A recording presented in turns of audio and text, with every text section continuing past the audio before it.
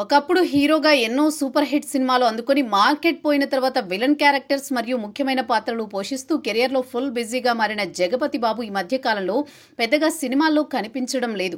వరుసగా సినిమాలు చేస్తున్నారు, కానీ చిన్న చిన్న పాత్రలు మాత్రమే దక్కుతున్నాయి. ఒకప్పటిలాగా మెయిన్ విలన్ క్యారెక్టర్స్ ఆయనకు ఈ మధ్య కాలంలో దొరకడం లేదు. ఆడియన్స్తో ఆయనకు నెమ్మదిగా కనెక్షన్ పోతున్న సమయంలో జీ తెలుగు ఛానల్లో జయము నిశ్చయమురా అనే ప్రోగ్రాం ద్వారా మన ముందుకు రాబోతున్నారు. ఒక విధంగా చెప్పాలంటే జగపతి బాబు కెరియర్ లో ఇది మరో కొత్త చాప్టర్ అని అనుకోవాలి. ఈ ప్రోగ్రామ్ లో మొదటి ఎపిసోడ్ కి సంబంధించిన ప్రోమోని కూడా రిలీజ్ చేశారు. మొదటి ఎపిసోడ్ కి అక్కినేని నాగార్జున అతిథిగా విచ్చేశారు. ఆయనతో జగపతి బాబు చేసిన రా ఇంటర్వ్యూ బాగా హైలైట్ అయ్యేట్టు ఉంది. ఈ ఇంటర్వ్యూ ప్రోమో విశేషాలు ఏంటో ఇప్పుడు చూద్దాం.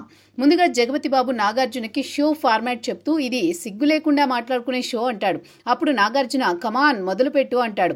దీంతో ఎంతో మంది హీరోయిన్స్ తో పనిచేశావు, నీ దృష్టిలో బెస్ట్ కో యాక్ట్రెస్ ఎవరు, రమ్యకృష్ణ లేదా టబు అని అడుగుతాడు జగపతి బాబు. దానికి నాగార్జున సమాధానం చెబుతూ కొన్నిటికి సమాధానం చెప్పకూడదు, నేను చెప్పను అంటాడు. అప్పుడు నాగార్జున జగపతి బాబుని ప్రశ్న అడుగుతూ ఇప్పుడు నీ బెస్ట్ కో యాక్ట్రెస్ ఎవరు, రమ్యకృష్ణ లేదా సౌందర్యనా అని అడుగుతాడు. అప్పుడు జగపతి బాబు ఇది నా ఇంటర్వ్యూ కాదు, నేను సమాధానం చెప్పను అంటాడు. అయితే నాగార్జునకి టబుకి మధ్య చాలా ఏళ్ల క్రితం ప్రేమాయణం నడిచింది అంటూ రూమర్స్ గట్టిగా వినిపించిన సంగతి తెలిసిందే. ఇది నిజం కాదు, రూమర్ మాత్రమే అని నాగార్జున ఎప్పుడు చెప్పలేదు. అదేవిధంగా టబు కూడా ఇప్పుడు రెస్పాన్స్ అవ్వలేదు. అయితే ఆమె గురించి ఇంటర్వ్యూలో ప్రశ్న వచ్చినప్పుడు సమాధానం నాగార్జున దాటవేయడం ఇప్పుడు హాట్ టాపిక్ గా మారింది. అంతే ప్రచారమైనవి రూమర్స్ కాదు, నిజమే అని అర్థం వచ్చేలా ఈ ప్రోమో ఉంది.